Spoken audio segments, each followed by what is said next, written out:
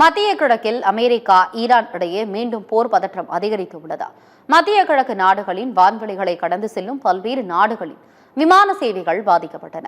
வெளிநாடுகளிலிருந்து சென்னைக்கு வரும் 10 விமானங்கள், சென்னையிலிருந்து புறப்படும் 10 விமானங்கள் என 20 விமானங்கள் சுமார் 5 மணி நேரம் வரை தாமதமானது.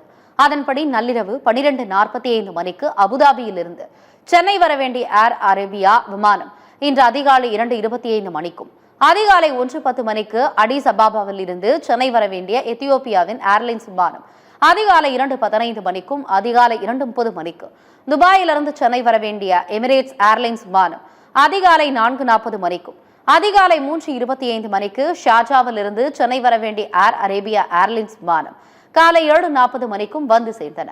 மொத்தம் 10 விமானங்கள் தாமதமாக வந்து சேர்ந்தன. இதேபோல சென்னையிலிருந்து புறப்பட்டு செல்லும் 10 விமானங்களும் தாமதமாக புறப்பட்டு சென்றன. இதனால் சென்னை விமான நிலையத்தில் பயணிகள் கொடும் அவதியடைந்தனர். சென்னை விமான நிலையத்தில் விமானங்கள் தாமதம் குறித்து பயணிகளுக்கு முறையான அறிவிப்புகள் செய்யவில்லை என்று பயணிகள் ஆதங்கம் தெரிவித்துள்ளனர்.